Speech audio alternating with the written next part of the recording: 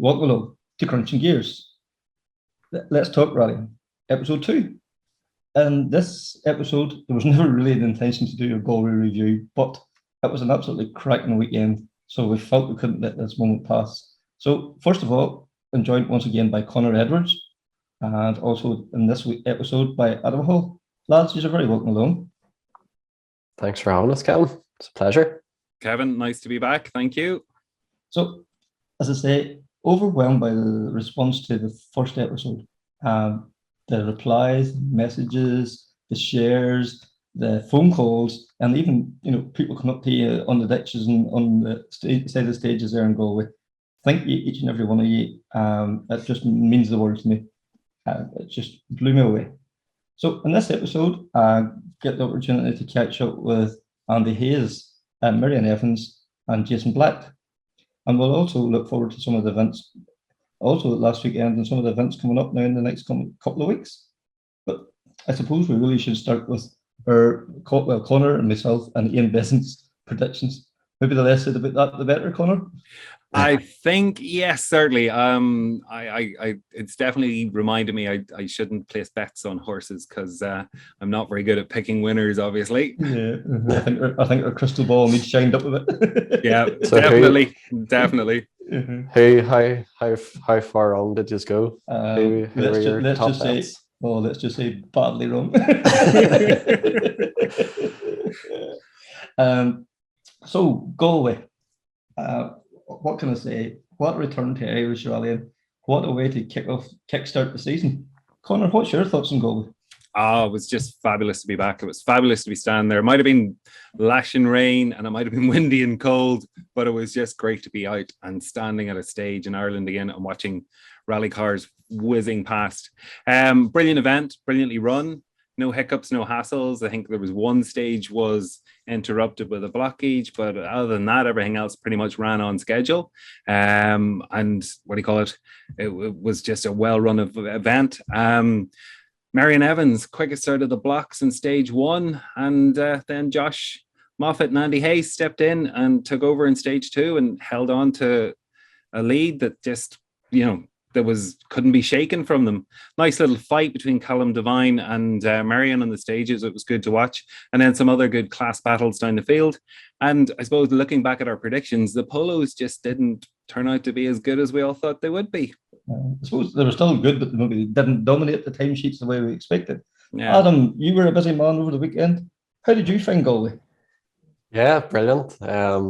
Like Conor said, the battles were there. We got our surprises as well. I suppose maybe we're expecting the polos to be the cars to beat just on everyone's thoughts before the event, but no, brilliant. Even I know Josh had his lead under control mostly, but there were plenty of maybe anxious moments for him at the end of stop lines with different issues. He had his misty windscreens, he had his power steering cutting out as well. So yeah, in Meirion's times as well, he had stages that suited him.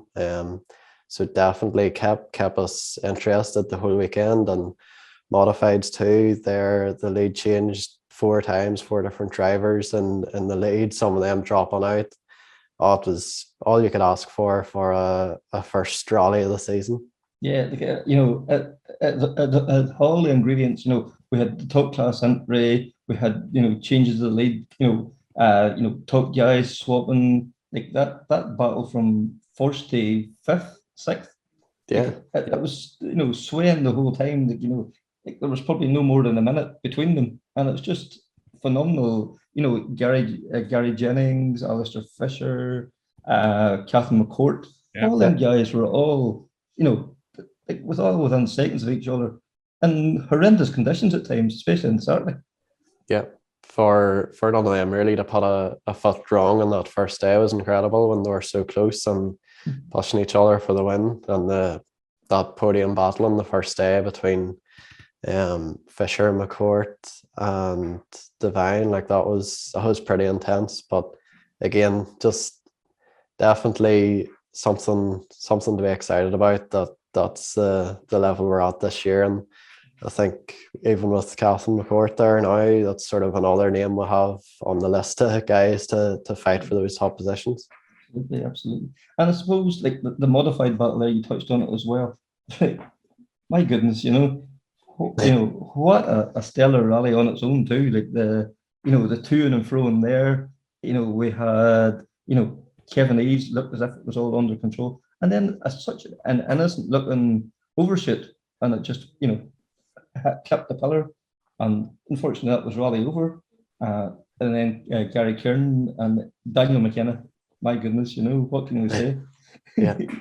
Unbelievable. And Jason Black too. So I should have mentioned Jason. Yeah. Jason, Unbelievable.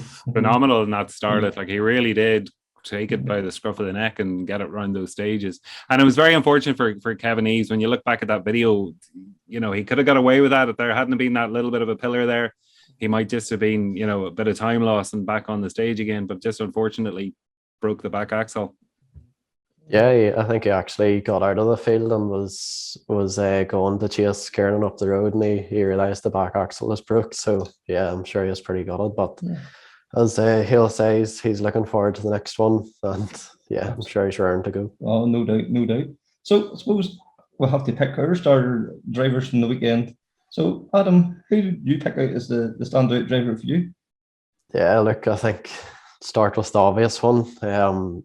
Josh Moffett, he came in, and I think it's fair to say he probably wasn't the favourite coming in. I think everybody had their eyes on Fisher and Devine and even Meirion, the pace he showed with his wins last year. And I think Josh came and snuck in and grabbed a very, it wasn't a huge winning margin, but it was definitely a dominant performance, and one where he made no mistakes all weekend at that pace, and again showing that the Hyundai R5, like that's a competitive car in the right hands, and again on Michelin tires, different to the other guys up there, so definitely very interesting. But no, Josh Moffett, Andy Hayes, worthy winners of the opening round of the Irish Tarmac Championship. Absolutely, and like as you say, it kind of trade it and blow the radar.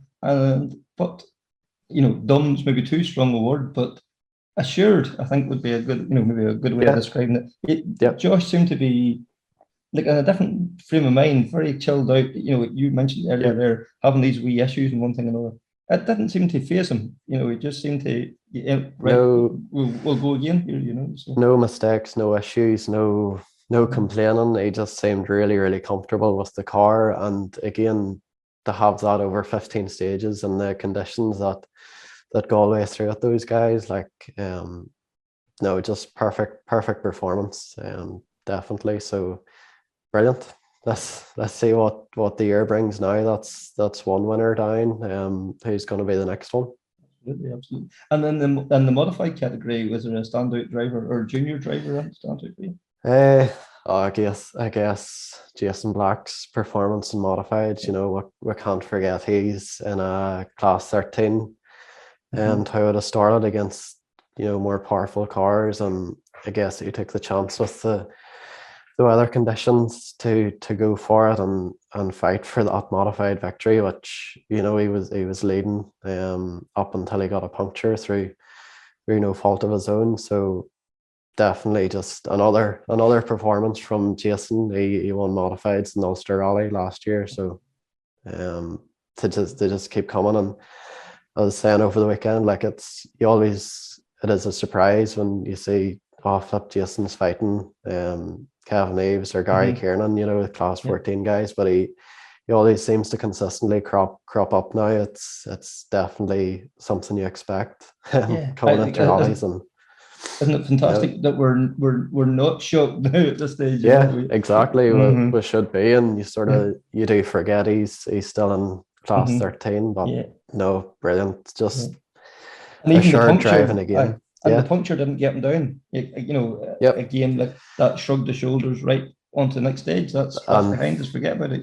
So definitely him and Carl were disappointed to drop out of the race for modifieds. They were fighting they were leading, but they were in a big battle with Gary Kieran and Daniel McKenna at the time, and even leaving Park Ferme on Sunday morning, I said to Carl, oh, flip, it's crazy. We have a Fiesta WRC, a Polo, and a Ford Escort Mark II lined up, in a row to go out. And he just looked at me and was like, it should have been us in there too. But it's crazy, these guys are punching in times that are matching R5s and World Rally cars on really, really wet stages. Like, where else in the world do you get it? That's for sure. And Conor, who's your standout drive from the weekend? I've got to go with Meirion. Meirion and Jonathan Jackson away from home. Fastest out of the blocks, as I said earlier. I think 2.2 seconds or something quicker than Josh on the first stage. Got to grips really quickly with the tricky, treacherous conditions. I thought they played a blinder and had a solid battle with Callum Devine on Saturday and Sunday and kept Callum at bay. Mm-hmm. And we know how quick Callum is. I think Meirion to me was the standout driver of the weekend. And that Black Road performance on the Sunday morning, that was epic. I know Josh had these issues, but to take, was it ever 17, 17, yeah, 12 or 14 seconds quicker than anyone. It's unbelievable. That to me is the sign of a guy that's has to be considered, very strongly now for the next few events. This is the guy has arrived big style this year.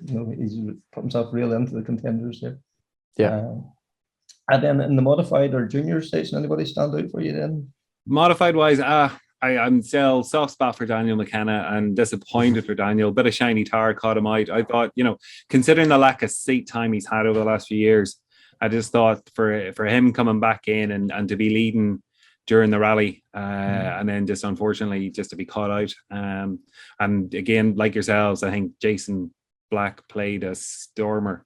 Cracking drive by him. What he did with that start, it was just amazing. So yeah, very impressed now with Jason, but sad that Daniel didn't get there. Mm-hmm, absolutely. Daniel McKenna, he says it all weekend he was rusty. when he gets this rust knocked off, stand back. The two you said,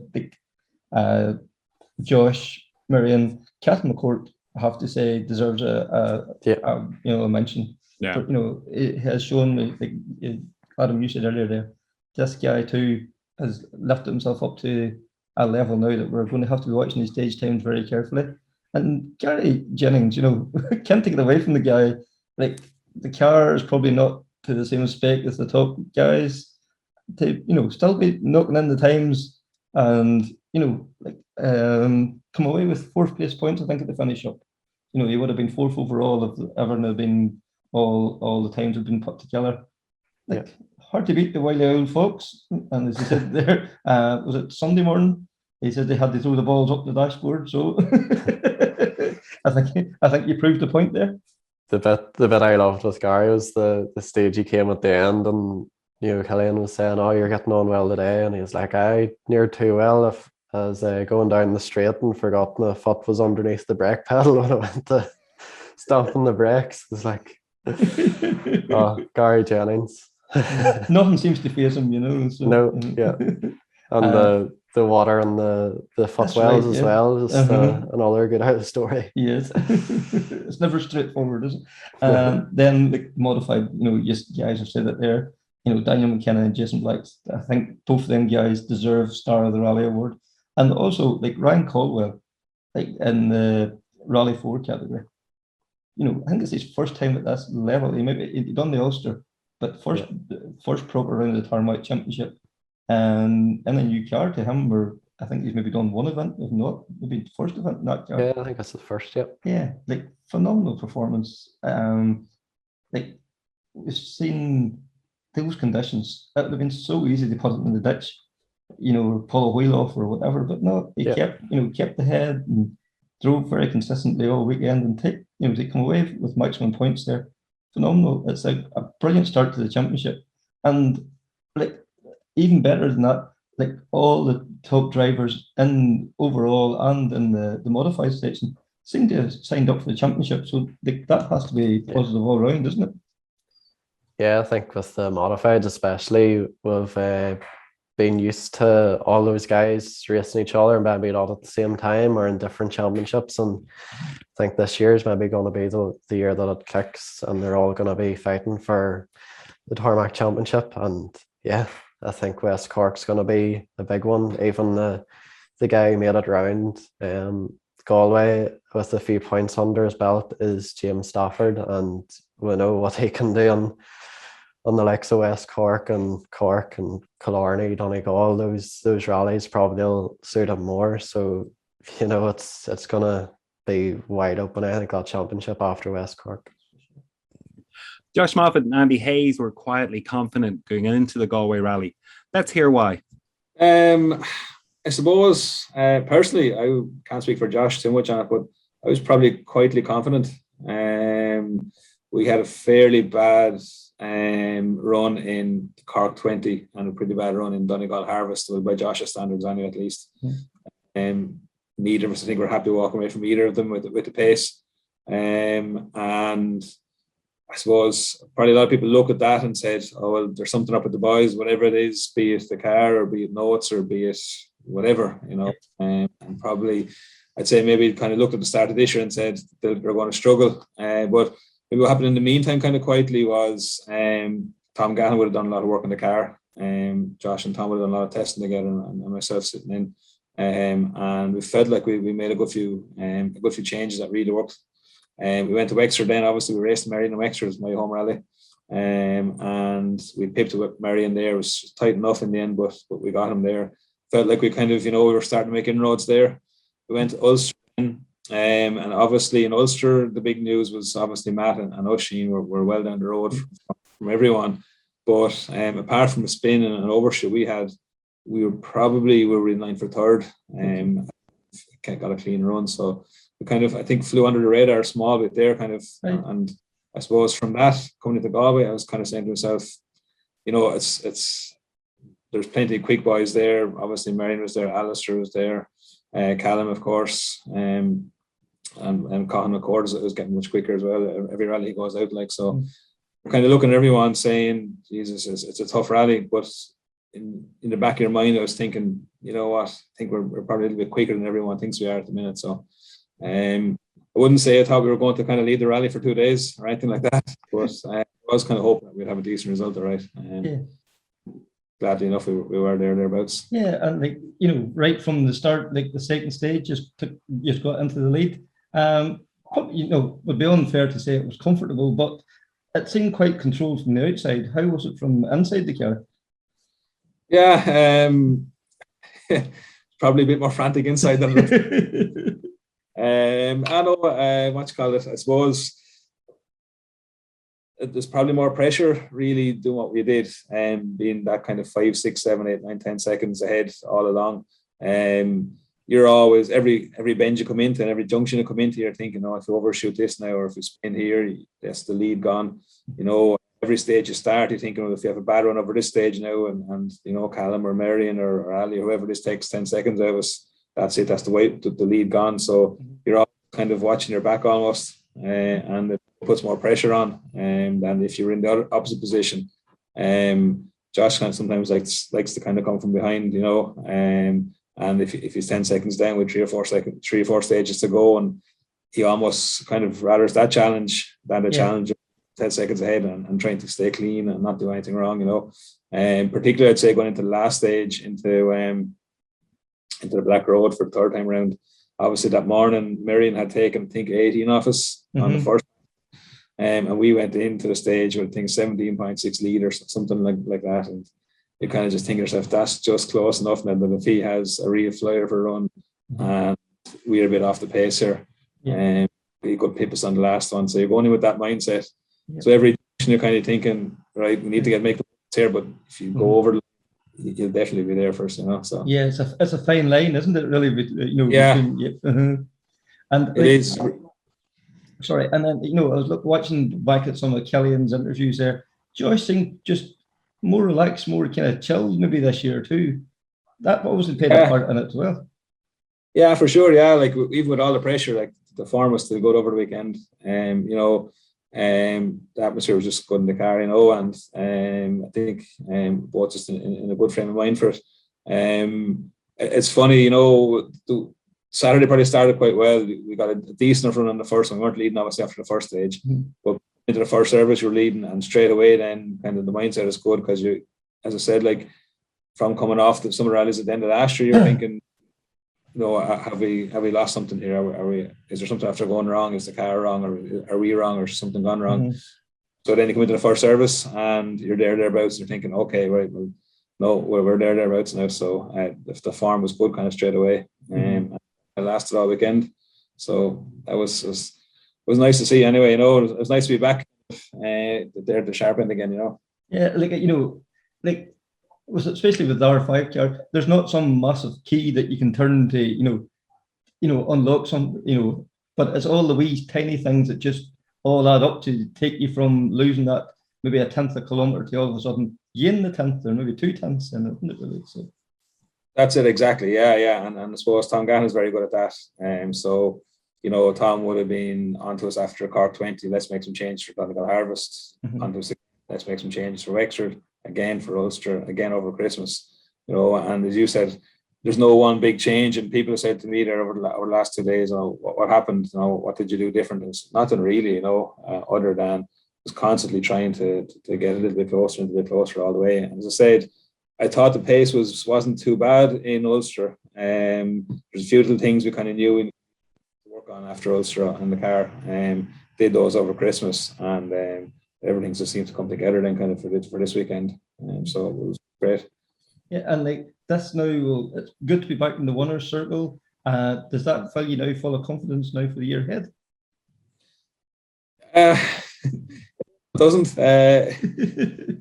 Nice to be Washcott leading the championship going into the second round. But at the same time, you're looking at it and you're saying, well, we won it by 14 seconds in the end. So it was far from a dominant victory or anything like that, you know. And you can be sure, like, you know, that Callum, Ali, and Meirion will all be there exactly the same way, just in Cork, in the West Cork. Colin McCourt said, like, every rally he does, he's getting closer and closer and closer. Obviously, you have the likes of Donna there as well, you know. So there's plenty of boys there, like, you know, that are right, kind of right there chomping at the bit, like, you know. So it definitely, we've a bit more confidence in that. We were hoping that we'd be thereabouts, and then we proved we are thereabouts. So that's good. But I'd say there's absolutely nothing won yet, really. You know, and rally doesn't make season. So yeah, and sitting in the co-driver's seat, like this, I don't know. This might be a silly question. Can you feel whenever the things is clicking? You know, you get to the end of the stage, and you just that's a good time there. You know, it's going to take some beating to take time off there. Absolutely, yeah, you do. I feel rhythm in the car, even between ourselves and that kind of stuff, you know. Like the little telltale sign sometimes in the car if the stage wasn't going that well is that he might be asking you to repeat a couple of notes here and there, and you know that for whatever reason he's not concentrating, be it that he's struggling with the pacer or whatever it is, or the notes or whatever's going on, but you can feel that rhythm isn't really there. Stage kind of where you go through it, and nothing happens almost. That's a stage that you know it's a good one. There, I had to repeat a single note. You know, it hasn't been a war between you. You had maybe a couple of close ones, but there was nothing said. Just keep on going. And then you get to the end, then you usually feel like that went pretty smooth there. So sometimes as well, then you'll go. Josh likes the faster stuff sometimes, and he likes the stuff with you know, if it's a bit muckier or a bit wetter. More gravelly, he loves that kind of stuff, and sometimes, you know, you'll take a bend or whatever it might be and think to yourself, struggle to see how anyone went harder through that bend without going off, but you kind of think to yourself when you get to the end, then those should pay it off, you know. Yeah, and that natural car control, you know, we've all seen the videos and, you know, around the factory and stuff like that there, you know, he has he has that sort of innate car control that he can control slides and one thing and another, maybe a way over and beyond what you know everybody else can do. Yeah, and it feels like that sometimes, you know, particularly with the wetter, slippier stuff of the weekend there. You were going through some combinations of bends there. There's some on Brady's Yard yesterday or on Sunday morning. And there's a couple as well actually on Saturday, a couple of sections on Saturday morning where you kind of going through and you're sliding from bend to bend, and you're kind of thinking to yourself, I don't see a quicker way of getting that car from A to B there. So you're kind of thinking to yourself, we have to be close to the pace. And if we're not, I don't know what we're going to do. So what's the plan then for the rest of the year? Is the Tarmac Championship the one you're targeting? Are you looking at the national as well, or just the Tarmac? Yeah, the plan is myself and Josh will do the Tarmac together, and hopefully finish up the championship. We'll take it round by round, sure, as kind of every year, and see how it goes. Definitely go to West Cork anyway, and then on to Killarney, or onto, I think, Easter State, Killarney. So yeah, hopefully we'll finish that championship out and get a bit of a run at it. Josh will do the national as well, but Keith Moriarty will sit in for the national. So for the last few years, myself and Keith have been kind of swapping back and forward. I think 2018, I did the Tarmac, Keith did the national, and luckily enough, we won the Tarmac. Yeah. But Keith did the national. 19, we swapped over. I did the national, he did the Tarmac, and I got the national, but he didn't get. So this year we swapped back again. This year, and I did the Tarmac, and he did the national. So I hope we'll be lucky when we get the Tarmac. Keith's like, I hope they get the national. Yeah, and to a slight change of tact here. You used to be gravel crew for Craig Breen, and we know Sweden's coming up now in the next couple of weeks. It's an exciting time for Craig. Absolutely, yeah, it's brilliant to see. I had a quick call with him there just at the start of the week of Monte Carlo, and before the kind of the real madness started, in terms of wrecking and all the rest, and just saying to him, it was for the first time part of his career, he landed onto the first round of the championship in Eagle machinery with the full championship ahead of him, and a proper, full works drive, no part-time seats, and everything's set out the way it should be, and I said to him, look, it's a great opportunity for the year. I kind of thought myself he was going to go quite well. I suppose everyone probably looked at it after the first day, and myself included, and I went, oh, Jesus, I thought, is this, how is it going to go from here? But yeah. I suppose in hindsight, a perfect control drive. And it's left him in a fantastic position now. The way I look at it anyway, he was third behind two guys that are not doing the full championship. So championship runners, he was he was the first of them, it's a great position to be in. Going into Sweden, I think Sweden is one of the ones that he likes as well. So he seems to like those faster types of rallies, Estonia, Sweden, Finland, that type of stuff. Hopefully he gets a good run there as well. If he does, it's a great start of the year for him. Absolutely. We remember Sweden a couple of years ago in the Citroen. What a run he had there, it was only what was it, 5 or 6 seconds of even that behind, wasn't it Neville won, wasn't it? I think from memory, just getting off the top of my head, but that seems to be an event that he seems to love. Yeah, he seems to love those fast events. I remember actually I tested with him in the Citroen in Finland in 2018, I think it was, in the C3, and I'll never forget the pace. It was crazy stuff. It was a 7 kilometer test. I remember we went down, flicked around the start line, and I started calling notes. And I think I lifted my head once, I think, from there to the end of the 7 kilometers. Just other than that, you're just constantly reading, and you don't read in the air until you land back down again. Fantastic. But I remember that day, actually, I said to myself, Christ, if this is not fast, I don't know what fast is. I was kind of I said to myself, I hope to God that is the pace, because if it's faster than that, I wouldn't like to be on it. So that was very interesting there from Andy Hayes. Especially that story with Craig Breen and testing, unbelievable. Also caught up with Mairéad Evans after the weekend, and it's fair to say that maybe Meirion wasn't the most confident going into the weekend. We'll definitely explain why. It's tough. I mean, the expectation for Galway is always you want points from it. From a championship perspective, it's you always know you're in for a tough weekend, regardless of the competition, just because the weather is usually terrible.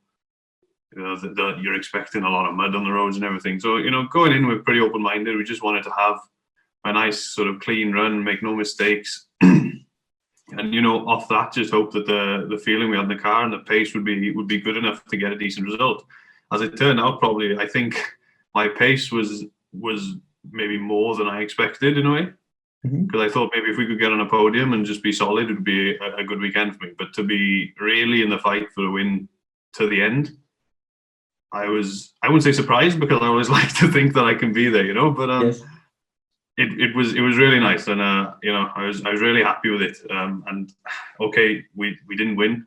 As 14 seconds isn't a lot after all that mileage in that weather and conditions, but you still have to look at it like, if you'd have offered it at the start of the weekend, I'd have had to have taken it.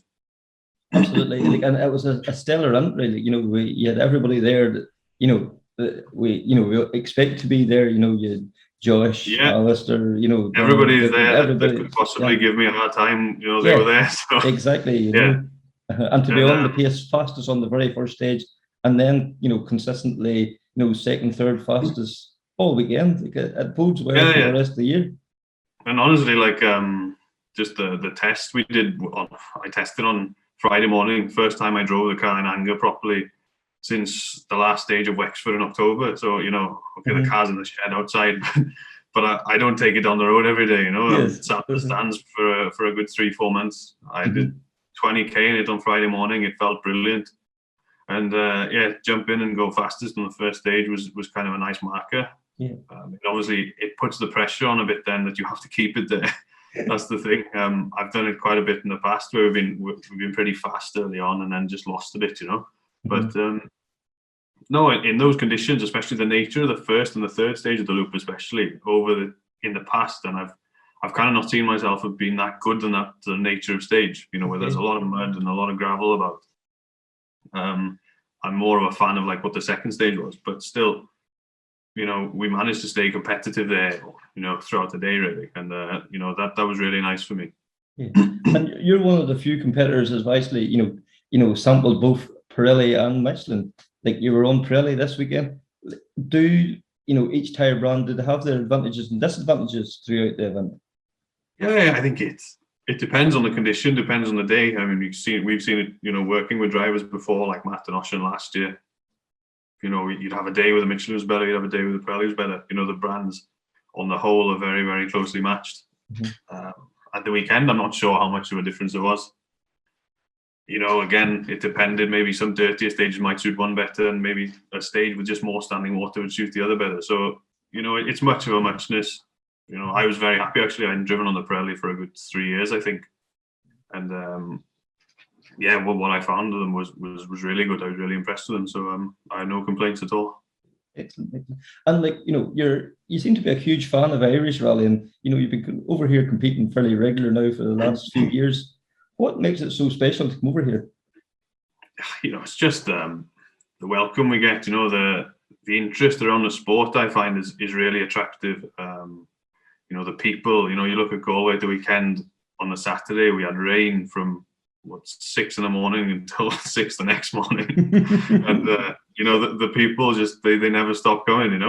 Into service was busier every time, and the stages were busy, and a lot of people are watching, and I was just sitting there in the car thinking, why are you doing that to yourselves? You were one of them. But no, and the welcome we get from organisers, the help, to come over, it's just brilliant. And the championship and the events itself, they're very big rallies, and it's just all in all a really good experience. Yeah, and for Evans Motorsport too, Mairéad Evans Motorsport, we should say, Ireland's always been very special. Your dad coming over here, right from the 90s right through, and then even the success with Gary Jennings, Manus, Alan Ring, to name a few. It's it's been over the years. I mean, it's always been sort of happy hunting ground for us in a way. Dad had some success. I think he won his first big win in Ireland was the West Cork in 2002. And since then it kind of snowballed. He won a couple of championships and then won the national championship in 2010. And I think from his success it generated a lot of work for us. Like you said, with Alan initially, and then Manus and Gary Jennings won Donegal in one of our cars. It's quite good actually. I think we started Donegal, I think, 5 times and won it 4 times or something like that. So that was really good. And the 3 years with Manus were pretty special in the Subaru. We all really enjoyed that. And to win, Donegal is the rally, isn't it? To win, everybody Mhm. wants to win it. But you know, for a team and stuff, that was brilliant. And yeah, I think that's why it holds a special place in Dad's heart as well. You know, to have me sort of competing on these rallies now, I think he kind of gets enjoyment out of that rather than rallying himself. You know, Brilliant, he likes to see me sort of, especially if we, you know, fighting at the front now, it means a bit more. So yeah, I think he's taken some pleasure out of that. Good. And, you know, looking forward now to the rest of 2022, what's your thoughts? Are you thinking of the championship, or just taking it event by event? Kind of event by event, but you know, with an overall goal to try and do as well as we can in the championship.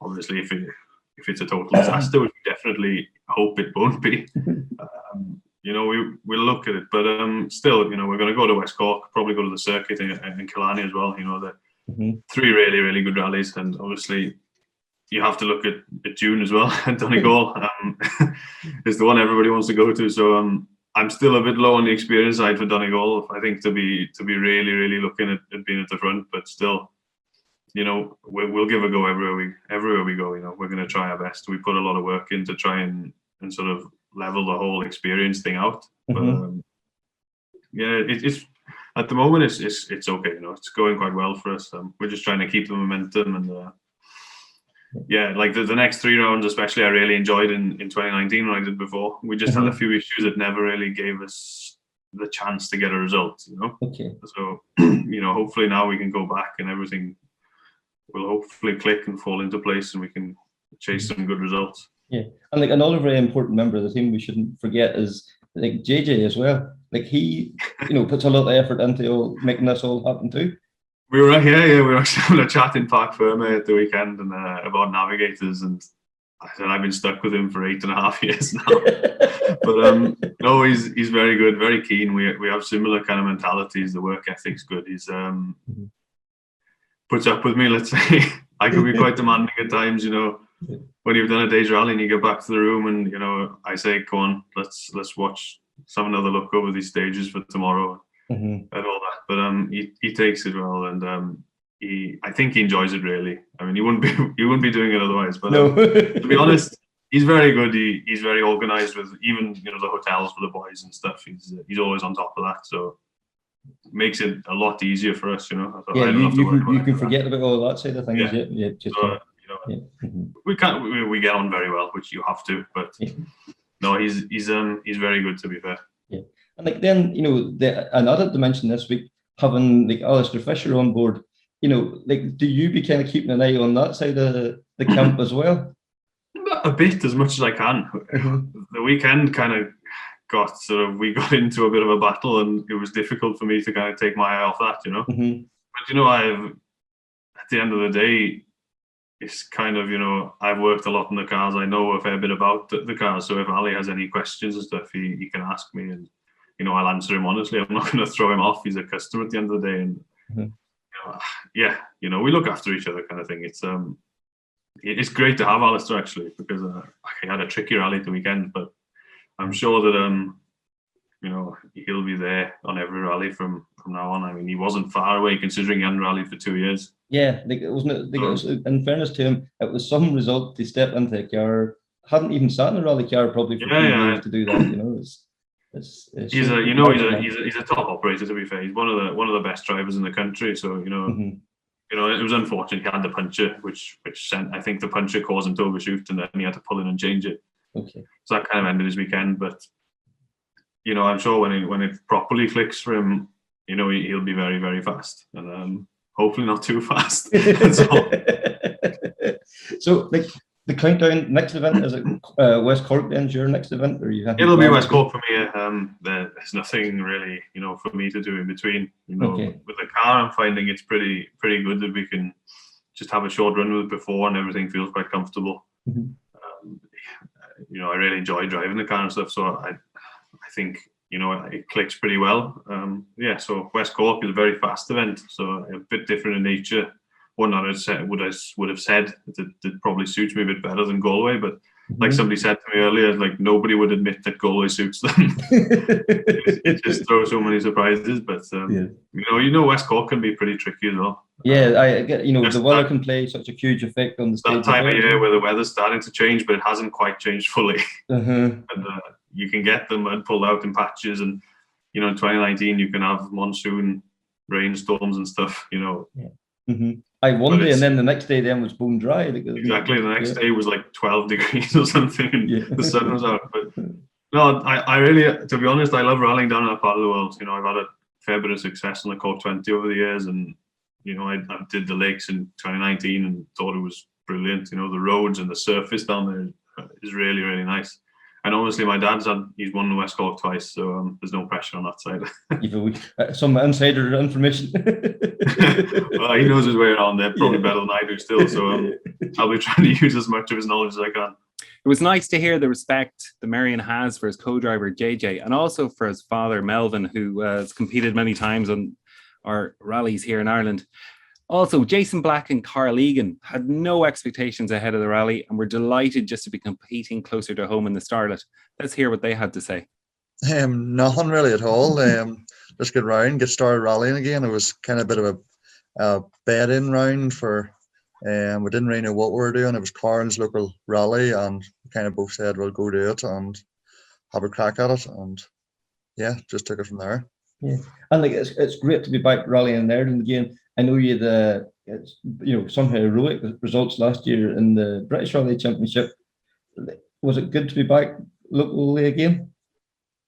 Yeah, definitely. Yeah, I was the biggest killer nearly for doing the BRC last year was the travelling. Like, so it's nice only a couple of hours from home. Like, it's not too bad, and it's nice to be out in the stages. Like, and have spectators and all lining the stages in Galway. It was unreal to see again. Like, absolutely. Like, wasn't it tremendous that the crowds that were about on the stages and around service area, everywhere you want, there was just throngs of people. I was just lined. Yeah, for sure. I haven't seen, for any rallies I've did, I don't think I've seen as big a crowds as there was in Galway. Like, it was brilliant to see. Aye, and that weather conditions as well. It's unbelievable. Exactly, yeah. Pretty good one. So like, we have to mention your BRC campaign last year. First time in gravel, like you starred, and it's not an easy transition to make either. And then, the Tara rallies in Mull and in the Ulster. Like, I think the people in Mull are still talking about you yet. The performance you put in. As you say, it was a first year on gravel, and we kind of picked the BRC because, well, I'd been planning the year before, pre-COVID, till go over and do a couple of rallies in England and forestries and stuff, but the championship got released calendar, and it's suited well. There was a good calendar and a mixture of gravel and tarmac, so just said we'd give it a go. There was nothing happening at home at the time, so just said we'd go for it. Would you still consider doing a few gravel rounds, maybe closer to home now this year? Maybe something in the middle of the season, but for now, stick to the tarmac. It's too much torture, chopping and changing. So it is. You need the second car. I suppose we should ask you about Mull. Like a truly unique experience, I suppose, would be a good way of putting it, isn't it? Yeah, definitely, but definitely one to do. Like, it was a 22-mile stage in the dark, like, and that's mental. So it is. It's very demanding rally, like, but I really enjoyed it. Like, I'll definitely be back. So there's more than half the rally was in dark, like, which probably will help me in the future too, like, for night rallying. Like, sure, when would you get that at home? Absolutely, and just builds your confidence so much. So Galway come then, and to be up there, with the leaders from the get-go, must have given you great confidence. Oh, definitely. It was a bit of a shock. So it was, never heard the stage times, but kind of, I've always been good at getting up and going in the mornings. Like, it didn't shock me that my times were fast for the first loop, but then I was still putting it to them in the next loop, and that was a bit of a surprise to me. So it was, but it was very nice to be mixing the 2.5s. And like the damp conditions, does that play to your advantages? You maybe don't have as much power, but is your control, I suppose, maybe, or what way, I don't know how you would describe it. Does that play to you? Yeah, definitely. I would say I would near prefer the wet than the dry, so I would Right. definitely go well in the wet. So and I've always had good results since I started rallying in the wet, like so. I seem to have the confidence to push on in it anyway. Excellent. And like, getting the point, sure, like many an older man would have got a bit down with that, but you just seem to shrug your shoulders and get on with it. Yeah, well, you still had 4 punctures in Mull last year, and I've got over that one. So no, we just would. To be fair, we knew as soon as the tire went, we said we need to get this changed quickly because it's a long rally yet, and the less time we lose here, the more chance we have of getting a result out of it, and so it proved in the end. And did you ever think like that you'd come back and finish second overall then? No, well, I knew there was a couple of people overnight that was up the road a wee bit. I would say I was aiming for maybe getting an hour place overall up, like maybe the 5th. But no, didn't expect that at all. And like we had the cream of modified crews in Galway, so that must give you great confidence now, going into the rest of the season. Oh, definitely, yeah. It's unreal. You wouldn't get an entry like that anywhere. It was brilliant to be racing with them, and as you say, it's probably built my confidence a bit to know that I can race them whenever I push myself. Yeah. Yeah, and then looking forward to the rest of 2022. Are you thinking of the Tarmac Championship, or are you just going to pick and choose your events as it goes? If you had asked that on Friday night, no, I wasn't for doing the Tarmac Championship, but we said we'd sign up anyway and see how it goes. But now we're seriously considering it. Like we were planning maybe to go to Mayo, but now I think it's the choice now of which one we go to. So it is. So and we'll know in the next couple of days. You've never done the West Cork before, like, and the stages down there are epic. Like, I'm sure you've been down spectating and things. Yeah, I've been down spectating, and I've heard great reports of all the stages, and both Killarney's and our one that I'd love to do. So we're kind of thinking here maybe we should give this a go and see how we get on. I know Jason said there he was on to say that where he's going to go to. Hopefully, he continues on with the Tarmac Championship. Like after that start, I think it has to be done. Seeing that started in West Cork, I think would be phenomenal. So, also looking back there last weekend, the Riponian Rally was on.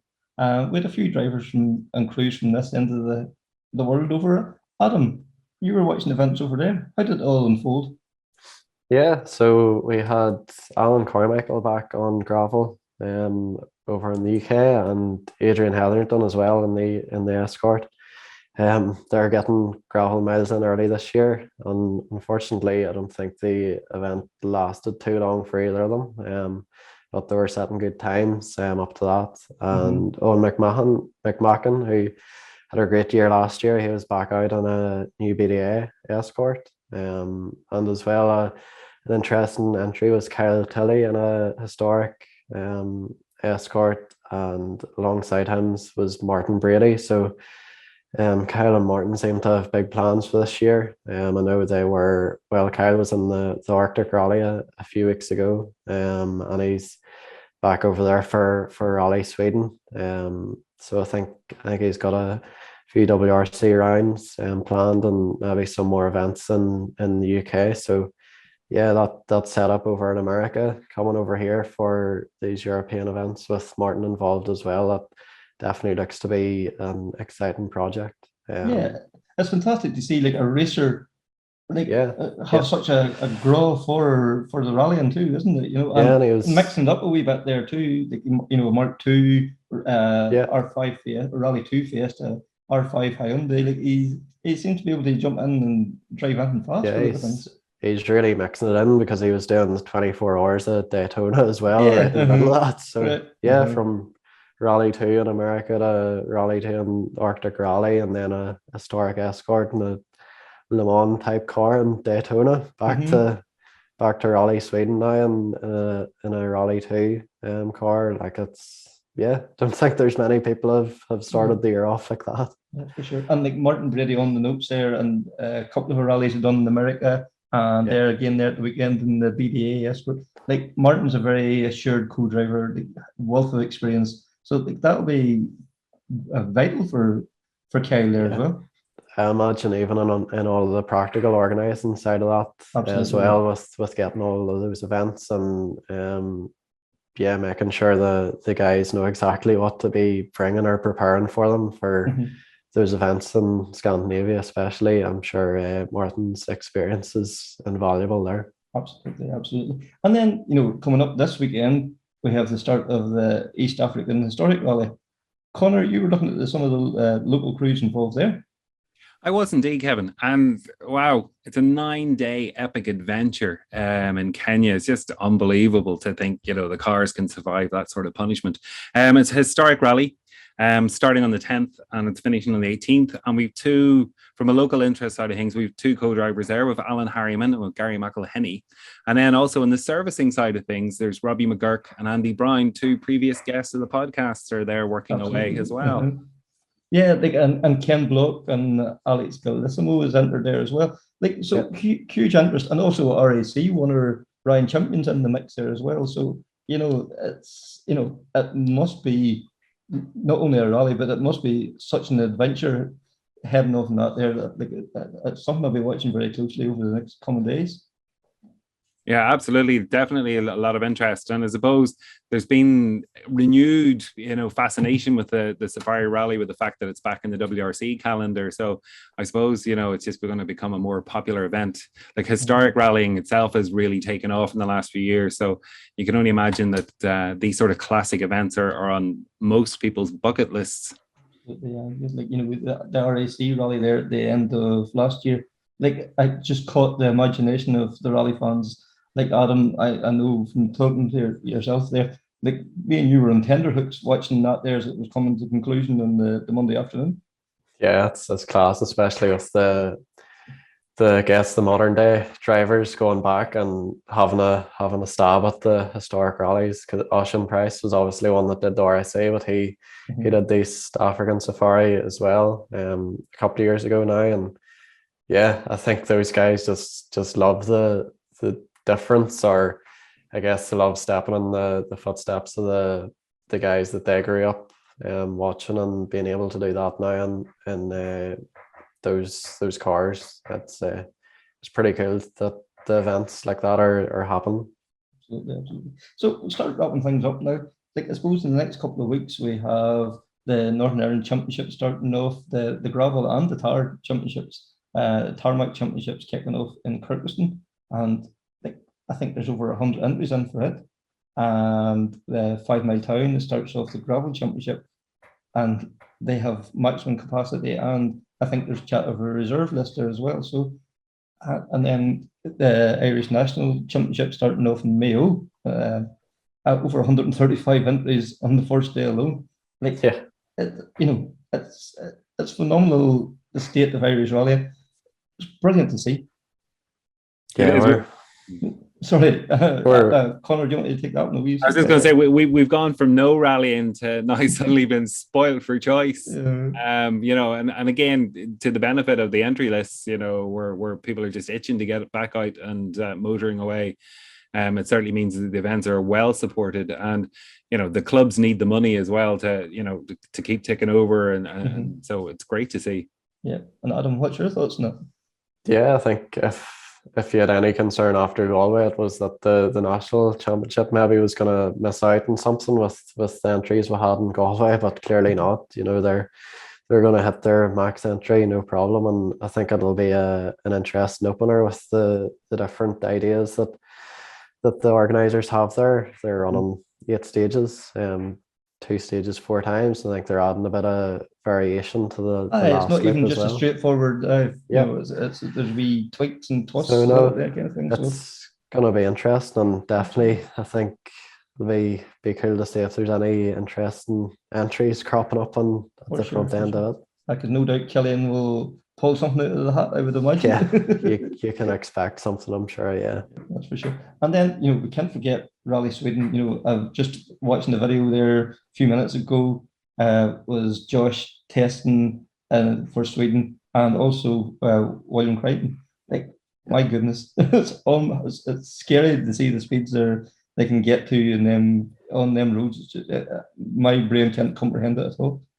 Adam, I know you're going to shout out for John Armstrong. Isn't it brilliant to see so many guys from here back there on the world level? Yeah, for Motorsport Ireland, they're having a driver in every category at WRC. In Sweden with Craig Breen and Paul Nagel and Josh and James in WRC2, and then William Crichton in junior WRC with Liam as well. So that's definitely a pretty special achievement for all the guys behind the Motorsport Ireland Rally Academy, I suppose. But yeah, with Will and Josh over there at the moment, they're doing some testing this week, and they're doing a national rally on snow this weekend.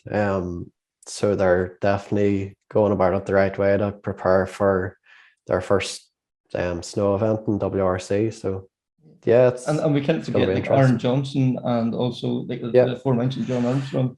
Like, you know, it's brilliant to see the seat that Aaron's landed himself there. Like that's going to be epic. And like John back in the JWRC, and like, you know, the campaign that got behind him to get him over the line budget wise, fantastic to see. I think that definitely was crucial to making his return possible, and we all know what he can do behind the wheel of a rally car. And yeah, John and Will are going to be in 4-wheel drive Rally 3 cars this year, so a bit of a change, but it's going to be another interesting championship for us all to follow. For sure. And Conor, what's your thoughts on that? Yeah, no, looking forward to it. And I know from speaking to John in the past, you know, that lack of experience on snow, you know, is probably going to come back and hamper him slightly, but hopefully not too much. I mean, he certainly showed the pace, but it's just the lack of experience there. But delighted to see him back in and being able to get the budget together, and hopefully, you know, he can get the whole budget together to compete the full championship, which would be great to see.